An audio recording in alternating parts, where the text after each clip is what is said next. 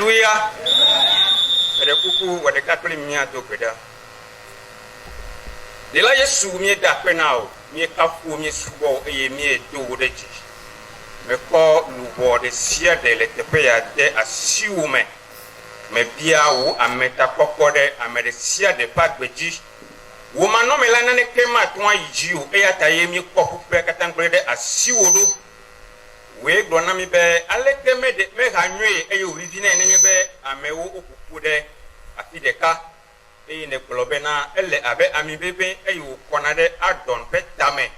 wo chona to pe gem e yo kena de efe awu to gawo ide fiabe te pere siere amowo pupudo e ye wo jesiwo no ewo e yo wonu de kala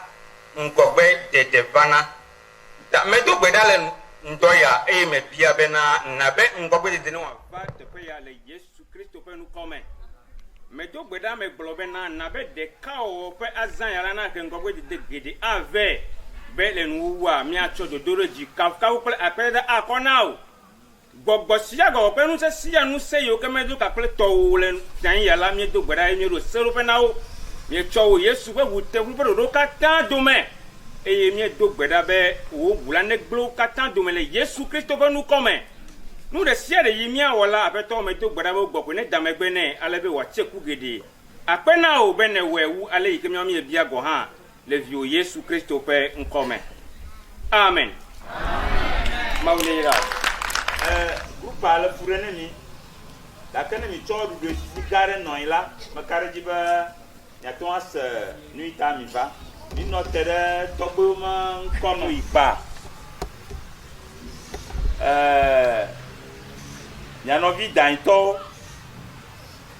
dain basapa bla nyanovi kumao mila za donemi novi ocho dain dubu buoma bla ipa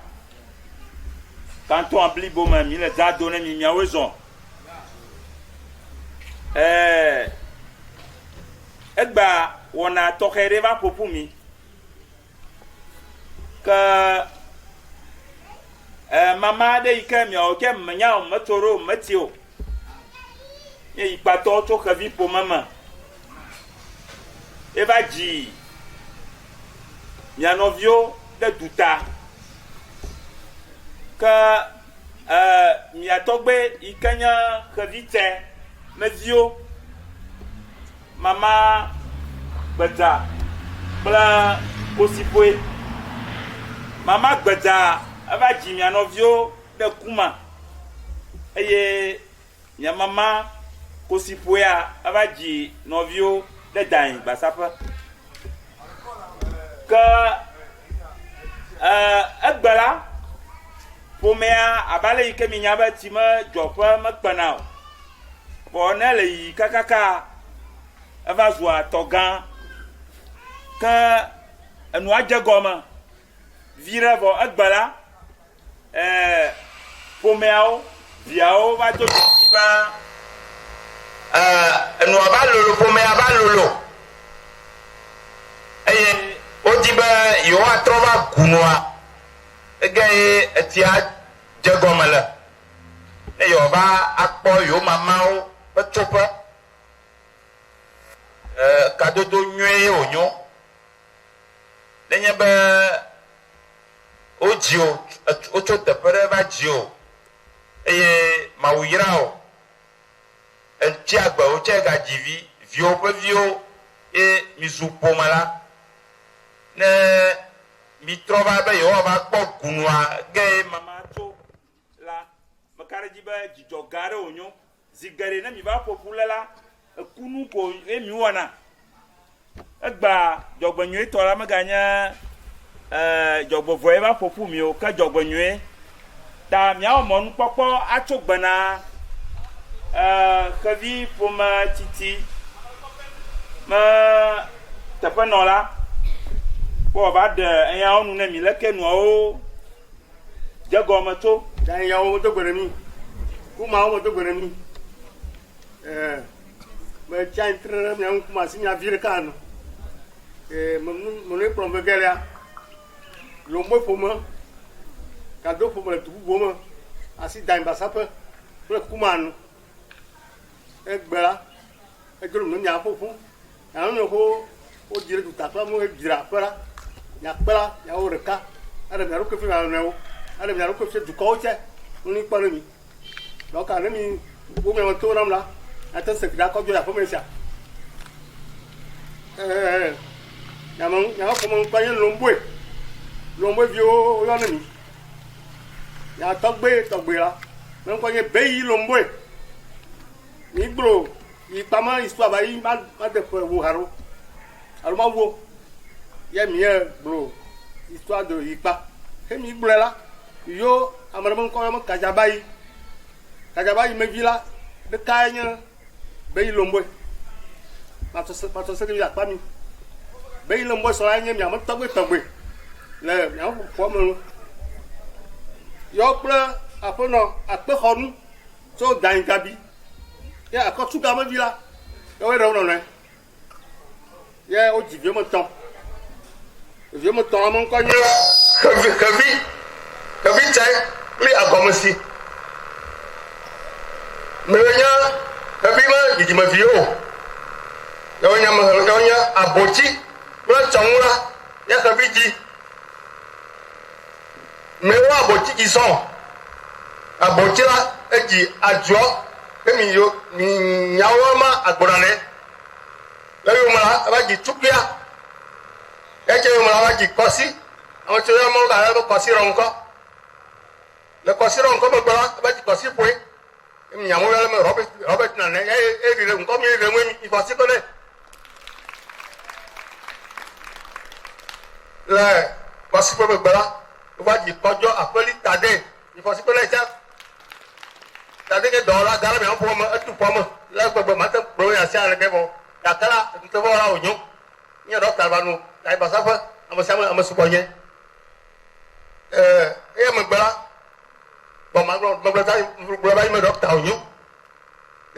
yo da amo supo ka mo nye le mo gbara wa ji tasi kodosi ni choba e o bre bi rai o ma domre yan abochi koko mo viola enye tasi anko e la gbogbo lele o te ko si ja mo ni pe fa amo we la gbara ni o yo mi la mi ten ko si ja mo ni yemi ya o ta o ba nya detail o mo vi so la ba yi gbogbo ta si ajoa agboro la e vile ta oji mo nko yin Alphonse kojo agbo ame to la na oji na wusu fo mo enye maréchal de logis plutôt de la gendarmerie quand va coup et le violent une super numéro mais les générations me détaillé go man te tout le bouteille mais il y a ka mo subo to subo donc agora to mo vient kojo agbo Alphonse amegba tupia e waji e chemaji e vio ko si ko waji tupia e mala e chemaji e vio ke ko si po zola e jivi ya wa ma une e jivi mo wo o ma yin so la o ti ro titi mo be soro mo jivi mo ka fe eku o jivi ke ni po si pe le je mo bon ma te yo via pe te bo mi ayo re ka vo mi gbo mo ama o ti ti bo mi ayo via o ya yo nko la e ka fe ma te ayo mo vio mo nko ro ni a vi gba to he ta si ko su po jira e ko ku bien ama suponye le kuma de school kuma o ga jel pasa fake me ta gbo fi aba na pon to mi go ba yi guwo ama fe jalanya Etienne Kosi oji e je viale nya do mo le ke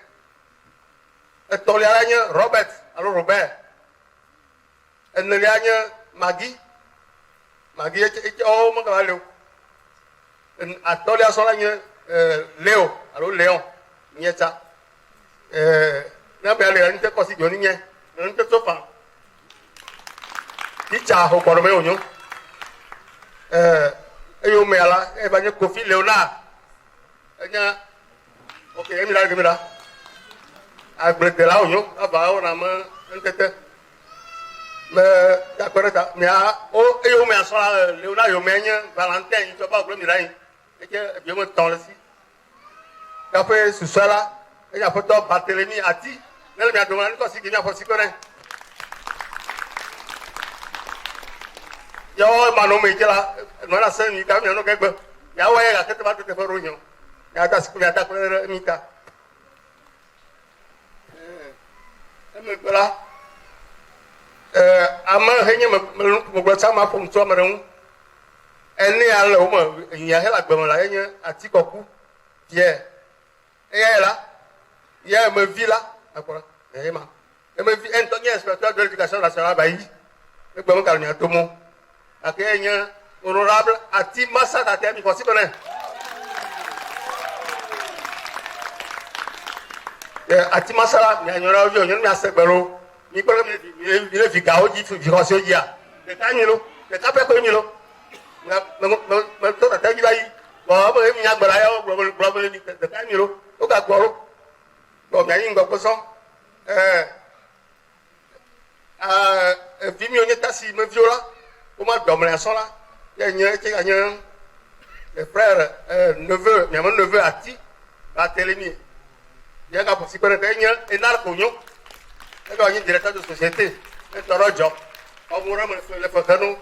ne o te ko ba jo mo takura e ka fa no amelo ya ko se do mo nya o na mo nya o amana ro jo ba ko mo bure do man ko dane na ko ja ko stro ku ya ji ko la ya men toro te ko ya ko possible asi to ngati mi ro ko ma fi ni mo nya mo no mi le ga ame ko me ta ko mi ni lo ko ama tole le vie aboti oko mo fi odomola yen kojo apoli mo gbere mita yen nti velana ate yen via tole na tate kan ke yen docteur bayi ye jara ji yo ba dr o pete wala gbegbe o mo ko yen ko mi François ya o ji gbori Claire dit bébé ko so Marie ye docteur eno kuma vigila no kuma ale bia domo gbe le mi ko si lu po ti bone e yo mala o waji tutufi Irène e chebele afo ele egbeta egbeji pardon ko jo vi Jean e ba plero e ye proviseur le lycée de Caravé gbe e yo mala waji Amivi Victorine to do mo yo lu eji o sa ko no ko do mo yo lu oji mi no ba sa pe oji e ye avant dernier kan waji Odile ale mi adomo gbe nye eje le rukasi le abepozo eve mi adomo gbe ya ha possible na docteur Mavio ya kasi ko yisi ojire apeli yobola eje meji bi nto ba oko pe ya ro pe mente pe ton aro ko ya mi pro mi adomo pardon kasi anku osola eje givio mo ma présenter o le ma eje givio mo fe mo ton pardon no ametia na ma kofi ye so e fi am chame bi jala we nya o ka yo chame am Dominique Kofi na ma bi jala mo ko Simon na le mi ko si ji abravi la amavi voto mi unla e ji bi bo don gbogbo e ji vi na e fi akoko Théophile Atawie akoto 5 e ji ntuye ka yo vireka ntu ya ko ni Gracien e je o do électricien pompier ri ya le ka pe e ku ba tso mi adomo e yo mala o ba ji akufi Elizabeth e je violon ko fonya e ni a fo mo le ga jibira donc e je ni via o le mi adomo o te ma ya to yo après donc e ni tasi an ko ke me vio ifia amavelia he o ji nya ko ko abochi ko wonye tson ya ko tson ke mi ji me vire ba yira donc il vient me faire le cahier Kofi le cahier de l'homme que Kofi là et dit et puis moi et dit le cas alors on me fait Kakraba et dit Kakraba le Kasia Jo Dora Kakraba villa le cas aussi on connaît Kofi a chama ya domo Kakraba chama ya domo Kofi ntola ji vient me faire on vient me faire o chemo le ke go la gbe asi Dora e ji Odile na docteur Feli ka pe ba na so dai a ji bina ntu bo ga ke ma bo ti ka bo ta to we mi pa to yen e ji yo mo na ke mi ke mo nya ne mo lo bra to le mo bon teyenya trong kem ho kofi trong kofi kem jime bio trong kofia enya soja bai bongo soja bai de guerre mondiale gba pété ka fe ka yi Gold Coast ka ba pour le Gold Coast de la maison là enya kofi me no vila enya jigbo le gbo foi gbo so là e ba jigina kapta di le aingba di pa aingba fi ka o ji o yawo adi yawo re miya yawo yawo la ji anagosi o jana ko si ba ji komla prosper ye godo ba ji akoso nye yone marino o darla ne e ba ji abraso ya fi na ne afi gracia o ji de se perin le pa ingbe enye gbo mo vi o ne mi ayi jira bo fo che givi boya jire ipajigbe me vi me nkwanya sewa o ga ba dorote nya aga ko so mun dada alo marino manane eku garama bayi e che goldora te oji aga ko so mun toso aga ko so mun la nya ba capital no manyiba capital e che ku disi amo yo ba sisi onyo ya fike mi ha ti onyo ni ha o jira onyo alo no ko ta bonya baro onyo so mo pa la era te jim e bi ati un dire okay ni mi ayi je mi agro mari no la alo se o plutôt la ji amo mi o da ma vi mari no nya mo ma nya e divina e ji mari ple jana docteur Feli aboti via Rakanya, Jala, actuel professeur de lycée de Garablo, Koraïta, à Toterejo. Et à cause de mon cas, il y a un peu de via à Yorgabella. Il y a deux Samuel Yao Pataku. Après, à Métia, son nom, comme moi, à Torre, à Zomeronio. Là, quand tu parles au Poléba, Blois Dayan, nous sommes un Popoga, le vrai Vaho, on dit à ma carrière, on l'homme. L'année, on peut te revoir là. Nous me barrons. Il y a pas de coup, on revient pas. Il y a un problème. Quitta, Miss Baba. On est critical point. On aurait passé là, on peut via. Comme même, on a tabulé. Il y a son camantia. Et ma vieux pédant, je peux te. À mon il va me happy. Là, happy, c'est quoi, à comme monsieur dit. Il y aura happy, c'est 10 ans. Happy, c'est là. Agivi na mi ro jira mo ho jira mo ho jira amaro le la mi to gbonu on to ni ko oropehun amaro le mi atan ko no fa donc khabi bijiba agi ntuvi ojiba mo ko ya agbaji so e mo gbara wa ji gbeja mo ba ji kosi mo wa ji kosi fue ye amosu so anya mi orun mo nyo enye fi to le mo do mo Zon, le ko jivi ayo agbaji la ma jivi le o agbaji jivi wo la o ma yawo nya bo ma matro yawo ba yawo te ba yi nugbeto am he to nugbe ma he de nugbeto e godora ba ji maka ba ji komla agbaji komla ba ji ampeya dumam nya tasi ko wasina ne ma proba ji après donc yawo la vile kape oji yawo kenya agbaji me fi gbato la agbaji yawo me ho agbaji me fi gbato bala vile kape oji ye o mo ania gaba afatoji bo nyama ya gbo ngba afatoji en fait me fo la mi tron ko ro so nyama nya ta nyama tem ko ba te ko ko so mo me gbo na mi ti he so ro gbo na mo akata mo nyama tron ko le me koko ma afatoji ba afatoji le emi he nko to afato yo gbo nya emi akwa gara yo ma foto yi ana ke yo ma foto yi na ne okay yen ka pe ko agbaji yawo ye ji me gbola ke yawo tela jora yawo yo mo bo yawo che me bi ko le ho yo pa so me jivi ota je me go so la ji nu go to la je bi ka o ji nya nko nye alagbo kofi enye asafo ga ko poto wa yi ka pe poto le eteƒe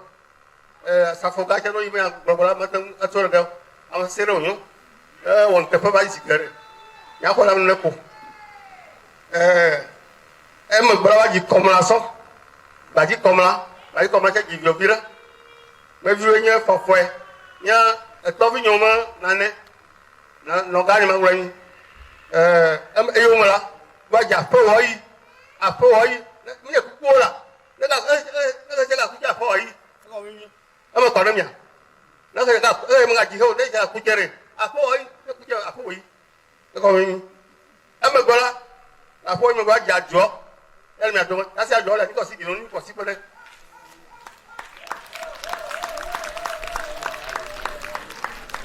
Tẹsí àjọmọ gbọ́dọ̀ wá jì Musa Peter oyọrẹ Peter nkọ ọsàn ìbọtẹ Musa oyọrẹ ó fọ ẹ la mẹka ní mẹ awusa wọlọ nàmà ó yẹ fọ ẹ mẹka tó kàn ní Musa ẹ tẹ yín fìrì ká lẹ agbadzi kọ ma bí o dùn ẹ après agbadzi kọ ma la ó susọ ẹ nye agbadzi mẹbi ó anya mẹ pẹ ya ẹdùnmam la ẹ dzi tasi kọ ma si he ẹ kú bá yẹ adé passé. O dzi ya ne ma ʋunuviwo ami yɛrɛ kɔmɔ tasi kɔmɔsi ya nye ni ameviwo agbadzimeviwo mo ni bɛ sama agbadzi yomo la wo dzi gbedza ɖo agbadzi yomo nyatɔ gbe yomo la wo dzi gbedza ɖo gbedza sɔ nye ekɔ gbene nyatɔ kumatɔ yawo dzi me dzi vi ɖe ikpawo me dzi vi ɖe kuma ne miawo wɔ ntɛ bɛ dana tso gbene kuma nyatɔ kumatɔ la me ɖo blantari ele mia do wa. Mi kpe bɛ kplasi kpe. Ah ok d'accord. Mi afɔ ʋua mi awɔ wɔna bi akɔ to mi kafɔ ne ame ni ba ni ka ni mi lɔbɔ wo nu akɔ ne mi lo.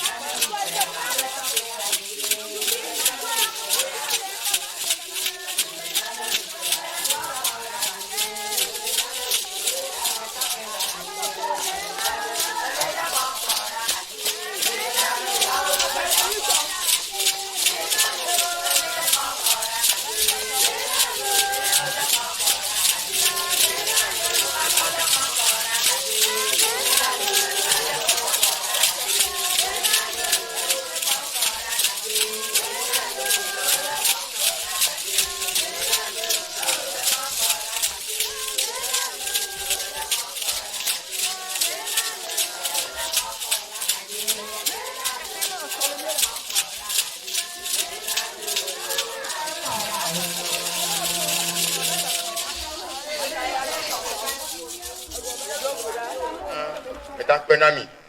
me titre le Kumao Come. Aplati, le me blode me nyo ha yako nam. Nyono ade oyobe gbeja. So, eji po me ame. Va divide Kuma tokpeli. Eji ntureka ple nyondeka. Nyɔnu anye tsitsitɔ ŋkɔ nye ama gbogbo eye ŋutsua ŋkɔ nye kɔku Etienne. Ama gbogbo ƒe dzidzimeviwo edzi aka kɔmi kple aka kɔmi kuma ɖe kuma apoti woƒe viwo le mía dome fifia. Eya megbea eva dzi akpawo mesa kugblenu adua Zuli. Kugblenu Monica kple kugblenu Teresa ɖe kuma Adame. Woƒe viwo hã wole mía dome wole dzidzim. eya yomea Koku Etienne eji Sisi Lia Amagba Mansa Amagba Yao Amagba Komla Amagba Afua Amagba Komi Amagba Ajo Amagba ple Teresia Afi Amagba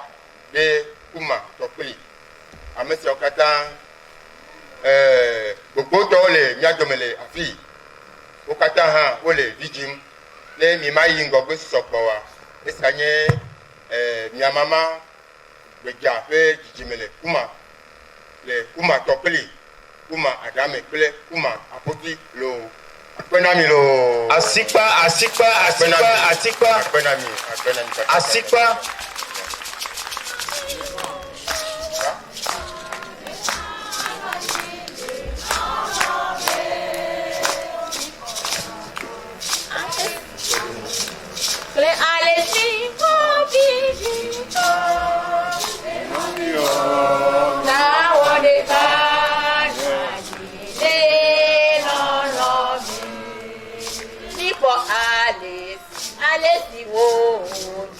Alesi obi bina penobi wo wa odeka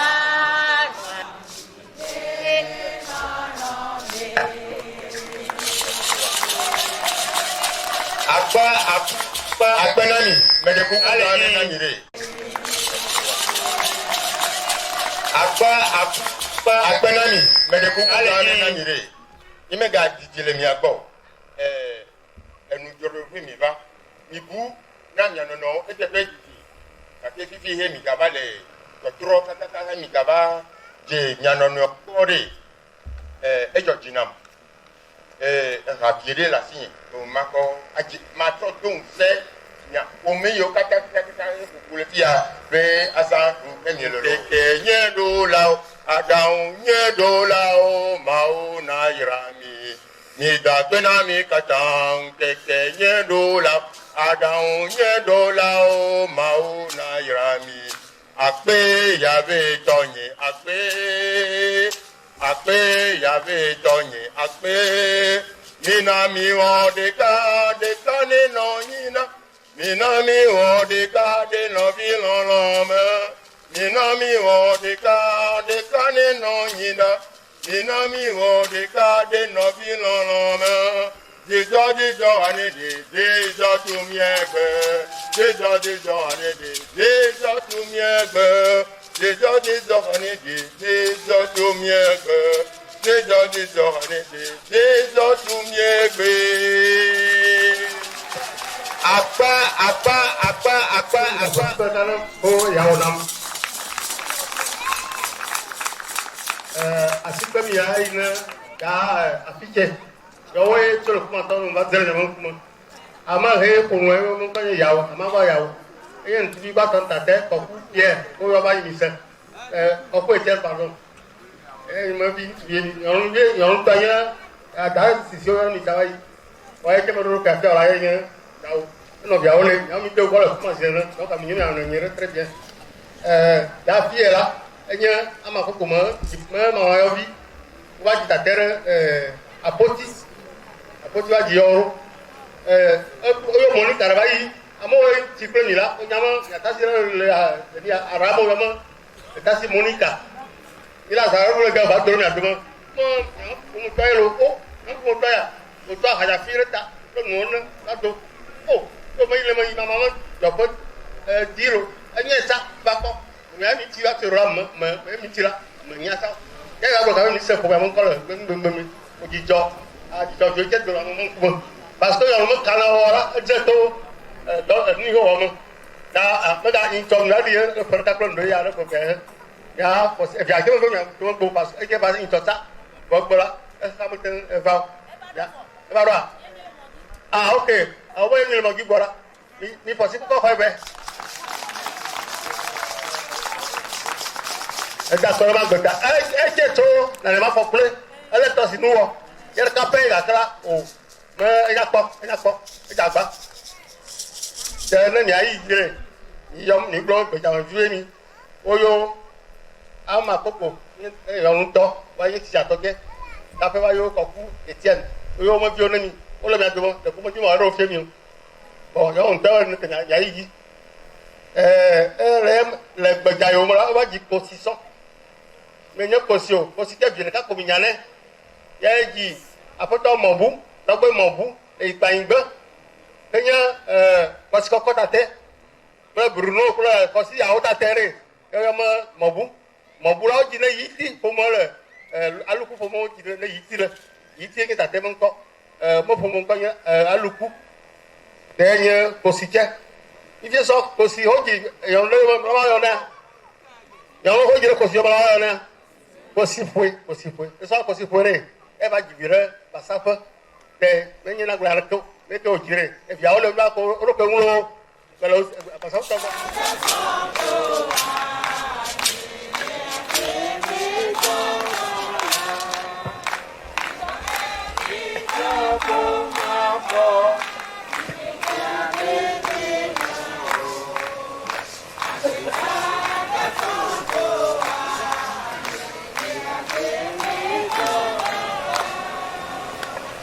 yo akpe manyagblɔ na anyinɔƒea akpe na mia tatewo mia nanewo miame tɔgbika bubutɔwo miame dukɔ yiwo le ke be wòakɔ mi mia mama me ƒome kple eme ƒomemeti ametia Cosmas mi to gbe ne mi enye nyi kɔsi aƒedo tɔga nye yi ya nye aƒedo ƒometi kuze nye yi te mi nya wɔ dɔa nyametɔ gbɔ ɖe dɔ ɖa wɔƒe eva va me be nui tɔgbi aɖe nɔ anyi edzi viwo mi nya be tɔgbi le la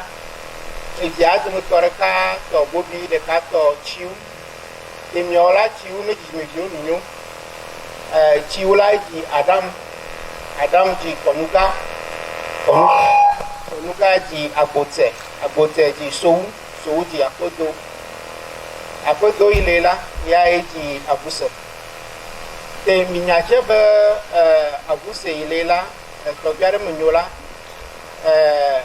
yawoe tso basaƒe duwɔ kple ameti basawo woke ya nye eme asaƒoga gbatɔ yi ablɔɖe nyawo vava ke la wo ŋgɔ ti gbɔ la yawoe wɔ ablɔɖe ga ŋutɔ misi ke be wo ŋgɔe la ameti aɖe nɔ yigba emeŋkɔ tɔ ametia lomboe ya ke ewɔ ablɔɖe gɔ ŋutɔ te wɔna be ametiti eve yiwo le wo ma zɔlime la wonɔ gbɔ yi vava me be ametia avuse va emedɔwɔati gbɔ la ena nyo lo memenya ena nyo be yi me va la mekpɔ vi aɖe me nudzɔdzi ni ya ameti le la eɖe srɔ̃ va yi kpɔ vɔ asi agbatɔ medzi viwo ta yi me va edo go mia mama gã kosikui te kosikui aɖe medzi mi viwo miwo minyo ya ta mi le ge egbe te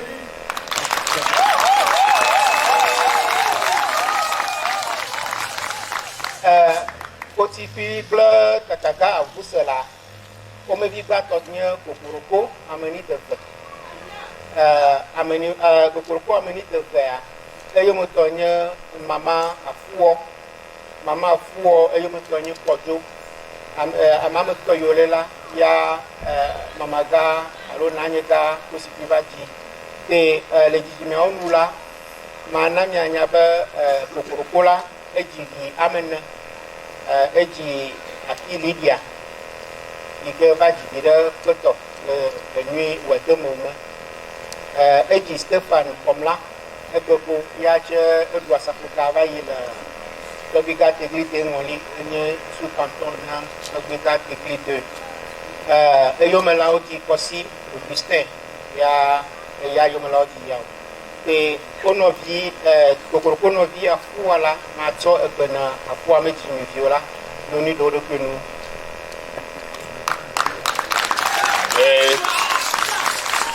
Miami yɔri be mamaga aƒua avuse te mama ɖe menyo edi ma efia me de be basa pera nana la efia basa ya me de edi ne efia basa efia me wo ame dini le vijora me la ma o je menu re nyɔnu ama tɔ ŋutsu ama tɔ evia gbãtɔ la ya mi yɔ be beni basa fiatete me nyo eva wo fiatete tɔ mi yɔ be beni basa fiatete ye nye mia mama afɔ me vi gbãtɔ evelia nye nyɔnu mi yɔ ɖi be tasi ga abra kefu etɔlia nye ŋutsue kɔsi tɔga kɔsi tela me tela dɔm xɔ te yɔrɔ be tɔga tela tɔga me ŋkɔ nye kɔsi tela te eyome la edi kuma basa le kuma basa yome la wova di vena vi ŋutsu kple nyɔnu le vena vi ɖɔ yome la wodi to basa le to basa yome la wodi to bui basa Elizabeth le to bui yome la wodi ankuwɔ basa le ankuwɔ yome la wodi masa mi yɔ be tasivi ye nyo mo susue te le evia me wɔ ɖa me didi me la ete mi atsɔtsɔ le miamagara dzi kaka ɖo me vi tɔgbe yɔviwo pete dzi la mi le 273.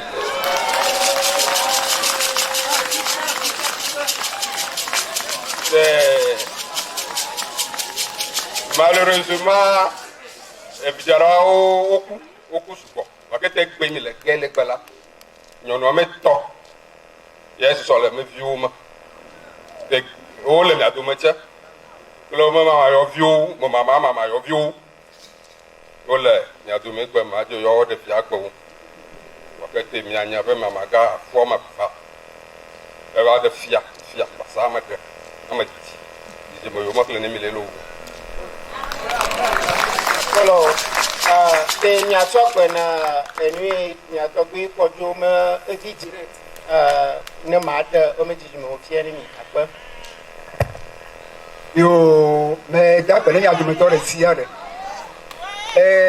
si be leke mi le gblɔ lea mama kosi ƒoa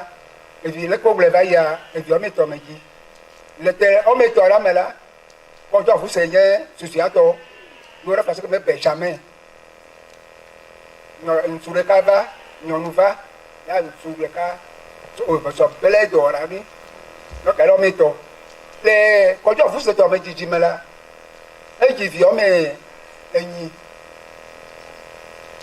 mi ma ŋutsua wɔme etɔ̃ nyɔnu wɔme atɔ̃ le mama nu ne miame la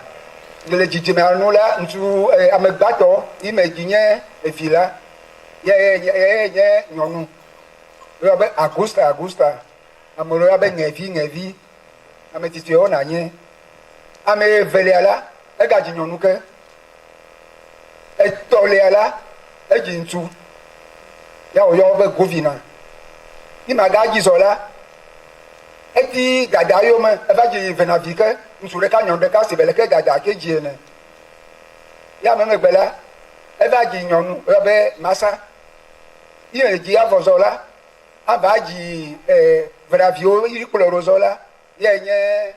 venaviwo me ɖeka nye eyi ga kplɔ ɖo zɔ la edo eyi ga kplɔ ɖo zɔ la doƒui nye nyɔnu nyɔnu wɔme atɔ̃ ŋutsu wɔme etɔ̃ ele vi wɔme enyi donc le wɔme enyi mia la me la kafra le gbele me nye ɖeka ko yi li gbɔ neneke le mama kosi ƒui me dzidzi me evi wɔme etɔ̃ me va dzi ɖe danyi basa ƒe ne aƒe do ƒome la me dzidzi mea wɔme etɔ̃ me ya ŋutɔ ku va yi vɔ vɔ me yiwo ga do kafla wo me ŋutsu me tututua enye nyɔnutɔ wɔme etɔ̃ kple nye ŋutsutɔ ɖeka yi le ye kpɔtɔ donc mama tɔ me dzidzi la ya vɔ tɔ me dzidzi me la yɔ ko ega kplɔ mi ɖo le lo enye nyavi ko ma de ŋlɔ donc ame xexlẽme pete la eva le alafa ɖeka kple wuiadre kɔjɔ vusetɔ kple génération la ça fait 117 personnes. Yo akpe ne mi te ne mi agblɔ la miali ƒoƒu ne mi la tɔgbi kokoro ko me dzimeviwo la ame 99 vi asieke va asieke alo mama afuwɔtɔ la alafa eve bla adre vɔ etɔ tɔgbi kɔdzotɔ la alafa ɖeka wi adre alebe mama ga kosi ƒui mevi yiwo mi menya kple yiwo mi nya la wo me nɔnɔme alo me xexeme yenye ame alafa ne wi asieke vɔ asieke wi asieke 489 yenye xexlẽme aɖe le wo te mi da gbe ne mawo. Me ɖeko ɖase ɖiɖi ɖe le asi nye mama kosi ƒuia ne kafla evɔ me va wɔ le basaƒea wona se ŋkɔ ho vɔ nyateƒea mama kosi ƒuia mevi gidɔa edami misia gbe nam mebe asikpa ni no kplɔ mama kosi ƒui mevi ome kplɔ mevi ome va dzi ɖe bianyi basaƒea mama kosi ƒui me evi gidɔa edami akpa asikpa ni no kplɔ mu bi ta me le nya le gblɔ no me dukɔ me akpadzi la efia date tso gbeɖegbea etso me dzidzime egbele gbɔme le nu ƒo ne mia fia tegli etɔlia etso me fia tatea egatso mama yi le me dzidzime le dekɔnuwo nu vɔ ne mia yi fia hawo ma kpadzia ni me le nu ƒo ne mi le la mama kosi ƒui me viwo ɖu ministre me le nu ƒo ne mi le la mama kosi ƒui me viwo la wole Amerika le dɔ gãgãwo wɔ eɖewo li nyɔnu ma kpadzi wole edɔ adzɔgawo fiahame aɖametɔ duta ɖe be va dɔ ɖe dukɔwo teƒe wole mama kosi ƒui me dzidzime menye mia ɖo dutoƒo agblɔ nya vivi be ni viviwo lo mi bia se ne woagblɔ ne mi le dantɔ dzi kple teƒe madze woyɔ ne mi kplɔ me dɔ ƒo ɖeka na xɔ game ta mi da me le kpɔkɔ be la mama kosi ƒuia menyala ma agblɔ ɖi tso mawuyire mevi gidɔ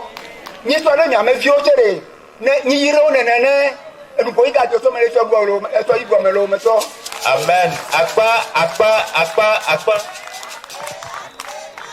Tujitɔ lea.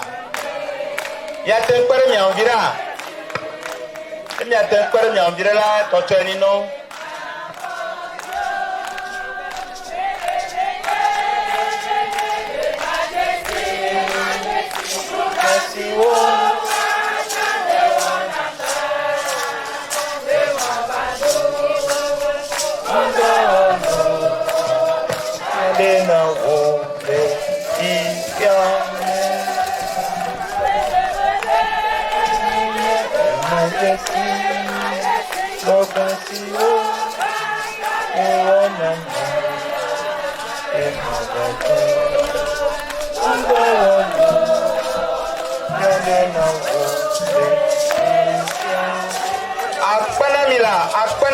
Akpenamila.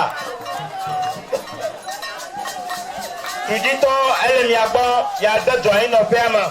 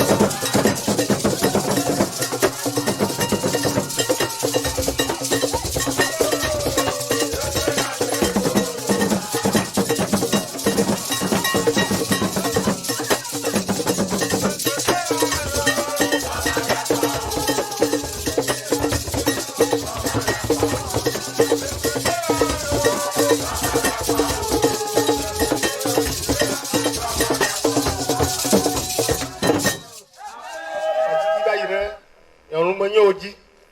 yi po ŋutɔ wo vi yewo nu ame ɖeka sɔ yi va dɔmlɛ ye yɔme yɔnu menyo yɔnu menyo la nyimata ɖe me ne mi eti ŋkɔ la ti wu mu ɔmɛ antɔ mi dengble tso ŋkɔ la ye nye xevi tia me vi susu etɔ me wo ya dzi o edzi vi ne nema ʋu nu ƒomea ba dzi kɔsi wo gba ya mɔ kamilus menye adzɔkpotate emegbe wo va dzi kɔsi kuma emi yɔme ega ye emɔ tate te le mi megbe la dzi vi ne anyase ƒome tse edzi me ka wo abe tsi ave le xɔ kume sa nkɔ mi ko me nya ne ve le xɔ kume be sugbɔ ve le xɔ kume sa ke yɔme le tukui ɖe hadzila gã ɖe wonyo ne kpɔ gblɔ ha ge ɖe amewo ka hɛa ne mi ɖe competition da to kple dukɔ bubuwo kɔ ma yewo ŋkɔ Ghana me ɖewo Togo ma wo dzi ha do la wo tɔ ɖeka te zikpui ya yɔrɔ dze fɔfɔ dzi enye ŋu bi tellement donc ka nye ʋe kume sa fɔ via le via gbɔ via do megbe via me ve wo tse ga to tate ma fɔ ya ŋutɔ na kpɛ la be la wo dzi agblɔ ha via gbɔ la mi fɔ mi fɔ sikoro ta gbɔ ŋgɔ dɔ yi la eti ɖe ʋe kume sa yewo me la wo dzi titilia evia ɖa do dzoli kple fɔfɔwo tí mo ga le gbɔ dzoli kple kuma ya wo le gbe akpɛ ɖe ba gbeta ok zɔn eviviwo sɔn la e mia kɔ wu nu lɛ yɔ me mia tse mi lɛ ma awo wo be ya ɖe bia ɖo ke bia tse fie mi ke le evi gbãtɔ me dzidzima mi gblɔ be gaba afatɔ dzi la yɛ yawo agbadzimevi gbãtɔ ife gaba me viwo la eviwo ma seke wo dzi gbogbo tɔwo ku gbɛ c'est vrai aka me wo le agbe la alo wo ko dzi via wo le mia gblɔ ne mi evia gbãtɔ la nye kɔsi Etienne wo yɔme gbelevi ifɔ sikɔ ɖe va kpe ta fofo nye eye wo tɔ la wo yɔme afɔ Josephine alo Yosefa ifɔ sikɔ ɖe ma gbe ta mi nye me ŋta edzi vi nyuie ɖe ne mi la yi ne tiavi ƒomea wo me ve wo dzi sugbɔ vɔ wo me ve tsi agbe le wo dome la ɖeka tutɔ la eye nye amehedɔ mi sugbɔ ye magblɔ la me eke me etɔ me de ku le ɖesia me kpui ekpe le ɖesia me eda mi le ɖesia me enye metia Silva tiavi mi fɔ sikɔ nɛ Silva ɖe ŋutɔ fɔ sikɔ nɛ enye transitaire mi gblɔ déclarant Antoine le registrance le lome yamira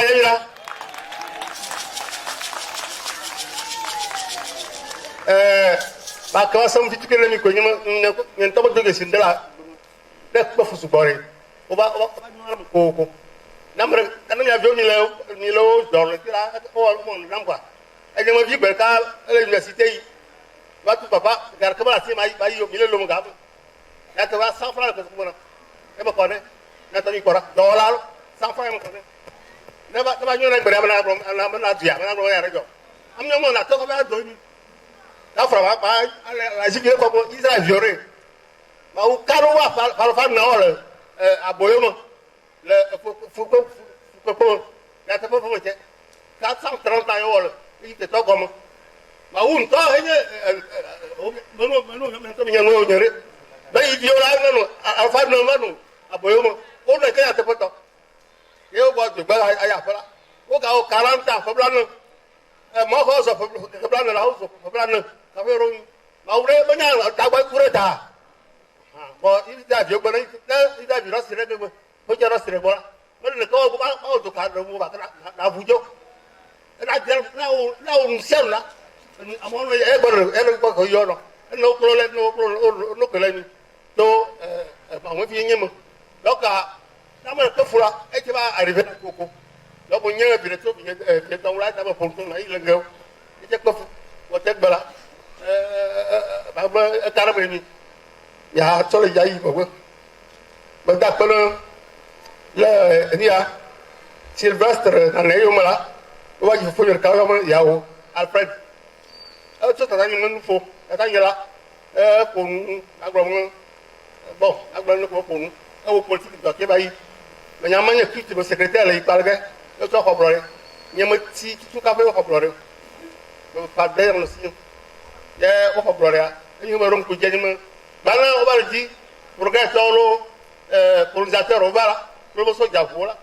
Wa tata ni nasi ai toji. Li jege. Amo on le mi o fura ba fun. Ya mo ga ba fo le peji. Plus souvent on ga no ti be jojo. Voilà le bateau la Philippe. Alors il peut dire que là. On dit le bon temps, pour dire là, plus souvent ma o wa ya ma rujo. Wa ke le couple. La gbogbo mi ho ro o jirura. O mo to, ne o bateau ya. Ya, bolo ko mo ko photo la o de tout blanc. Attaque le hekle. Ya, jiwuhe. Yo la du ku vi herasi. Yo do mi yo ko fo ba. Kir noir simple que.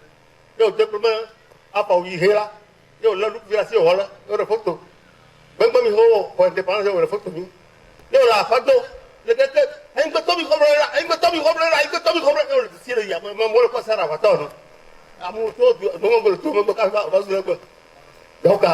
politique je amoro ari go ira photo to ya novi, ya vi. E ga dami ya honorable qui faut si connaître. Bon, il y a tout ça, tu vas voir tout le monde. Elle a gagné au Diora. Et non, et toi, bon. Et toi, pour le à me couler, le Diora va faire. Pour Gajo, va faire pour Gajo. Et tu as quoi ici, maman, et tu vas ni va l'eau, on va le faire, il va dire. Et toi, pour y aller là, et quoi ici, tu vas la main du monde, il va dire. Et tu vas me et là, le mieux va y aller. Il y a ce le domaine. Il y a un scooter 5e. Il y a un tio, il y a un dépôt. Il y a un tio, le beau quoi. Le problème est que tu as dit, le mieux va y aller, c'est le domaine. Et il y a tout qui a bien, il y a un bon. Et il y a un sur le mât. Et il y a un savon côté fourbolé. Mais dis-moi, il y a un lit d'agronome. Dis-moi, il y a un restaurant du go. Et tu as collé là, tu vas le faire là. Oh, il y a un peu de donc il faut qu'on aille. Et bon, les nuits. Donc, à la salle, on a le problème. Il faut que je faut que je vienne mais yo a fallu,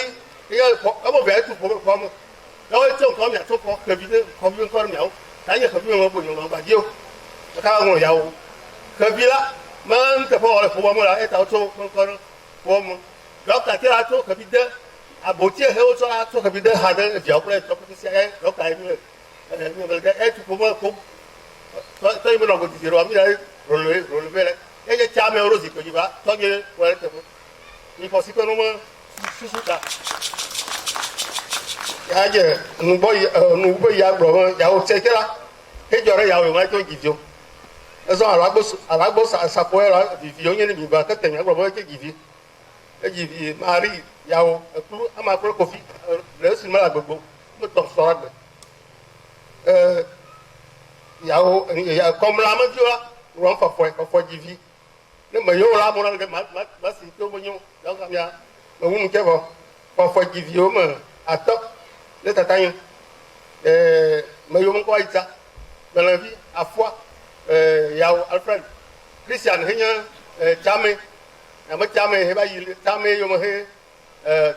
Torre Moussaba, Yerokapé, la vie, Lodi, Agnan Jamé, voilà, Christian, là, Odi. Bon, il y a deux gens qui ont été possibles. Mais il y a un rogat, il y a un blanc. Il y a un tête comme un toquet. Et bon, il y a un tête qui a un bon corps. Et il y a un peu de gens qui ont été galés. Il pas. Mais bah, on va dire, à quoi il y a dit, il y a un velin à Badi comme là. Et il y a maintenant, il y aurait pas un peu. Mais alors, comment alors, on dit, da Lyria, on va dire, et on va da Vicentia, on va dire, da Bravi, on va dire, da Claire, et à fois il dit, et on sort là, on va dire, tasser à Joe, mais on commence à faire quelqu'un. Même gagnant, on dit, sous un nom, à Badi comme là, et je me dis, là, qui virait, il paye un peu, et je me dis, et pour le cas, sur au domaine, faire 10 ans. Et là, il virait dans notre promotion. Dans le même temps, Afi, Amacle, Massa, wo ka ma no be afilia ko si gelu ko si ko no che ne ka wo okay me bala o ba gi na ta si ko bla si ko bla me fa ya ama fa ya juma mle e je tan ma bu no bio me ta si ko bla si bon ya ka vi lo ka vi ti ma bio ama so ta e be ga di yo na ta si ga agomasi ya fi ton ya na nta gbo que ho ne togbe lombo voilà agomasi la eji evioma fe ne ajarase pome le kama ko tata etum amagere nanye alo nanye haja onye e ka ba yondo ka o ka je mon ko enrobe me etum ji nyama nyon comme ko la terre vitive me nyama ti groupe so comme amatate e me go ba ji comme la simoni e me go ba ji tasi ajo o ka mo condamné ka ba ji ajo kuma ye bokoro ne ka ba ji afo yom no re gbeto ka ba ji fo lui e yen tum kem evio e nlo bala e ji agbeti koje e ma via tasi la gbedesi da do ko si bi ko si ko ne me ji me vio ke la nye roger agbeti ne ya do ni ko si bi ko si ko ne okay tele ya me ji an la ya atere ke ni abogale ina fi me vio ka ma te yo mo ko ma te lo ke kutara ni fa ni ni bon am kutaro to ka ma te yo lo ke ta ko me toro amen azalo mila pedene amasiama ike jagba kuma yi be aba kpo dodo toxe le teƒe abale ike mi gblẽ na mia amasiama mete va do tsɔ ta egbe kom yenye ŋdɔgbe fifia le ne mi kpa le ge la ya age ɖe honorable ma ƒe me ya aga yi dzidzɔkpɔkpɔ dzi le gemi o ku TV ɖe ne mi mia ano emegbe la mia ɖo mia ma ƒewo me fia yi me la egododo le ya ado dzo amewo nanɔ aglita anɔ dzodo atrikpewo le me agblehatɔwo edekɔnu me ɖoɖo tɔxɛwo pete nɔ yi tava yi la o galati me fia yi hã kape ebuga bɔbɔ akaye kple bubuawo pete la akpese kple nɔviawo wa abɔ ɖe ŋu miatsɔ kplo eza kaka ŋu nake ŋu le dzi ake ɖe mia ŋu kpekpe etsɔ la tsɔtsi le akpedami saga ɖe le ta fada le dzia nɔ mia dome etsɔ ta kɔnuawo le dzi tsɔ kape kaka mia fofo ati Barthélemy si be wòva da akpe na anyinɔƒea miaxɔ si kpe ɖe wònye mia ada akpe ne chairman ɖe medɔ xɔ pete wɔ ne mi gbeta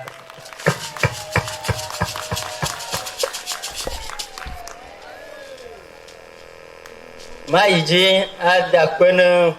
tɔgbega bobotɔ akoto adrelia togbɔ me dɔ vevewo le ŋu hã ye mi wɔ ɖoɖo ya va tuya medo tafratsi o boŋ edo ŋusẽ mi me susua nyo ŋutɔ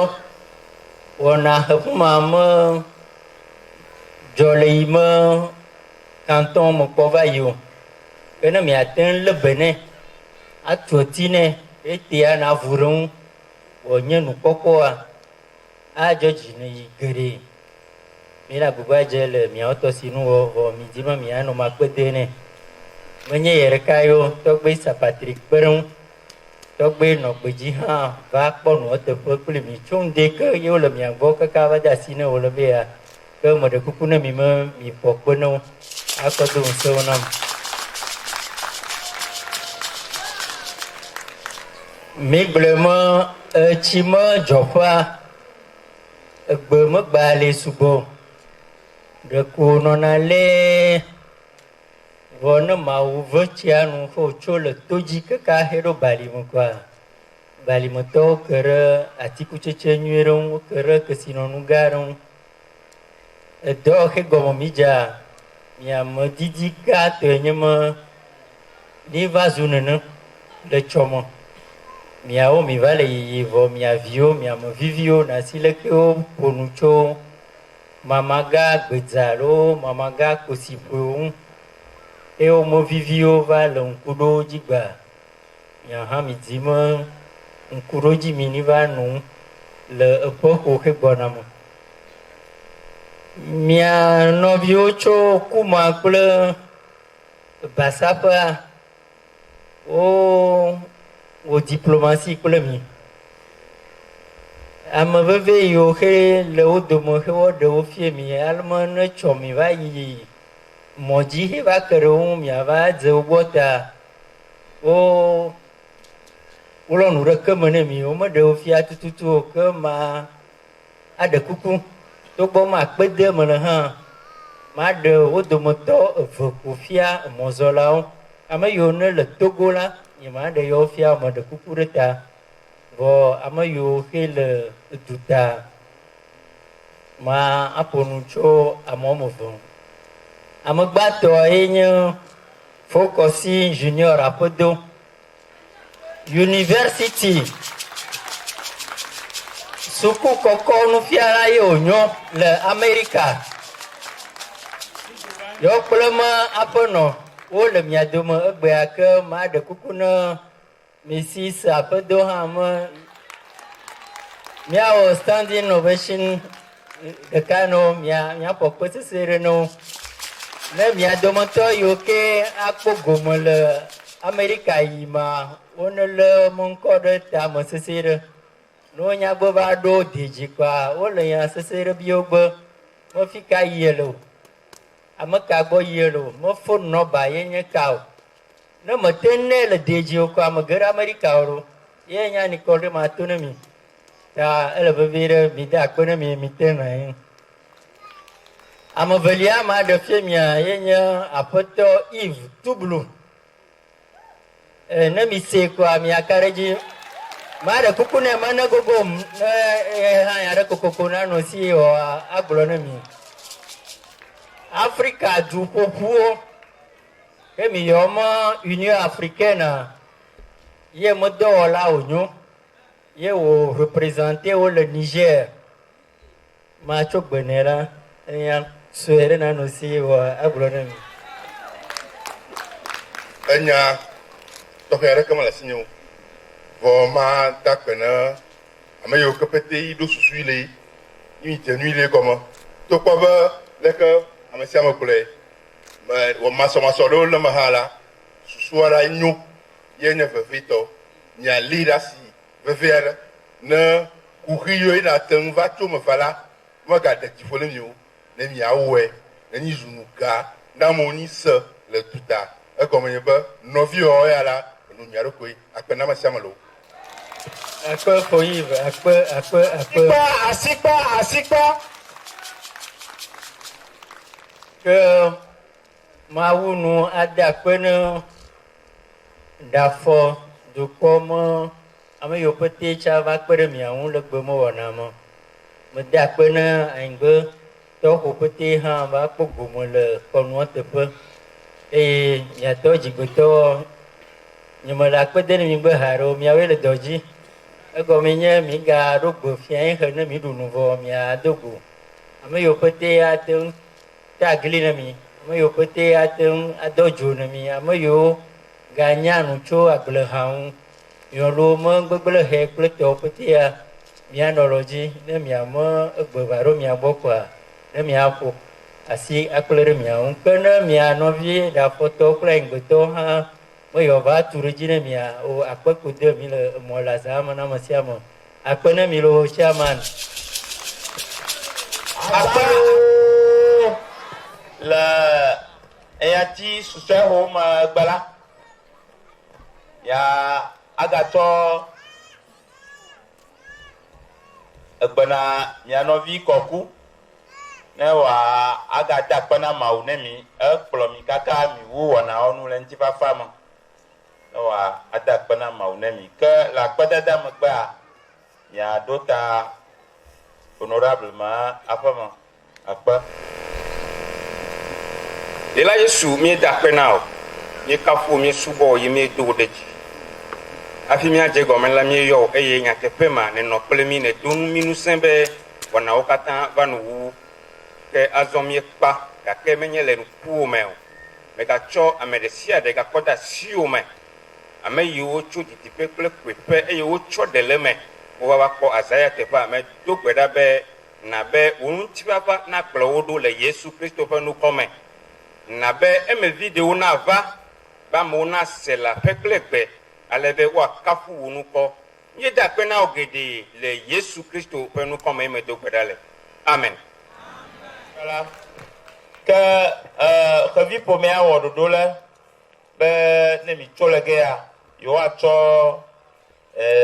foto avɔwo ayi ɖe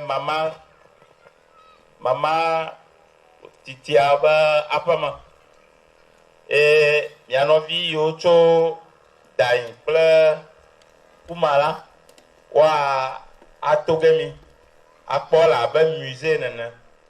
wa akɔ nuawo ɖo ɖe xɔ me pete wa akpɔe mama la me gunu mama me dzɔ tso ƒe ma ke etsɔ tse nenye be miawo ŋutɔ midi be miava kpɔ la te etsɔ ye mi ne magagu game sugbɔ akpe na mi ke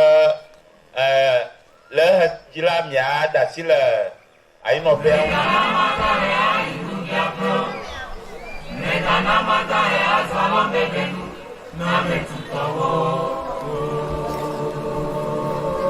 Mawu nye nama dunia si me bolo. Mega nama da ya ilu ya pro. Mega nama da ya solo medenu. Na me tutowo.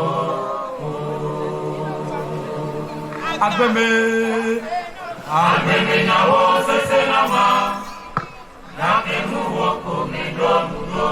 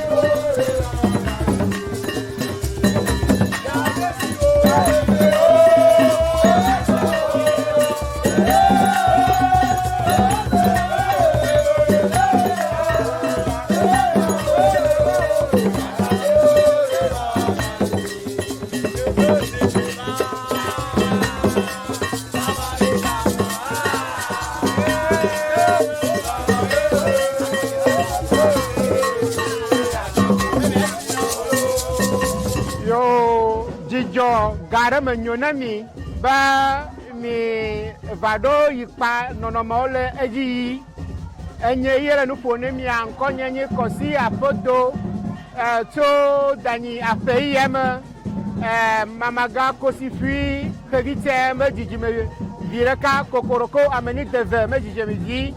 nasi le mi gblɔ ne mi le eʋɔlu me fifia le tɔgbiwo tɔgbigawo kple dukɔme ŋkumea miawoe nye mamaga kosifui me dzidzime viwo dzidzime ametɔ ye ƒoƒu va ɖo ge egbe tɔgbi kokoroko ameni deve tɔ mama afuwa kple mama kɔdzotɔwo mi va tso kaka tsɔ zame fi ɖe egbe mi lɔgbɔ mi ƒudu kaka yi Ghana me trɔ gbɔ va mi va yi yikpa me cascade vidziwo ɖo dzelegɛ wo ble dzelegɛ mi ƒuti ke azɔ la mi gbɔ va mi va ɖu nu vi aɖe mi va do gbe ne tɔgbi gã ya mi dzo tɔgbi gã gbɔ mi va yi ʋɔlume mi ɖe ƒomea fia mi ɖe dzidzimea fia que le honorable ati me jibwadi me afeme nɔnɔmealɔdzi yi mi le akpede na ame yiwo pete va mi le akpede na ƒomea pete ale be ne mi tso le ge titi la mina agatrɔ yi ʋɔlu me ava yi aɖu atagli afɔ agbeta afɔ atrikui afɔ akpese le edzo gbɔ etsɔ miadogo le tsɔtsi adakpe ne mawu ɖe me lɔlɔme nyuie ta ye emegbe la miaga akaka ta la akpena vavalawo miawo le dɔ dzi lo asi nye tse be idakpe ne mi lo say thank you. Okay, I would like to say thank you so much for everybody who has come, and thank you for also welcoming me. I don't come from any of this area, I come from Kenya, but now I belong to the family, and I'm not fighting it hard to belong to the family because it's a loving family. Thank you for keeping that God commandment of love, because that's what welcomes everybody to this place. Thank you also for showing us and showing those who are younger than us how to be loving and connect with family. That is the core and the foundation of the society. So thank you so much. Bye-bye. Thank you.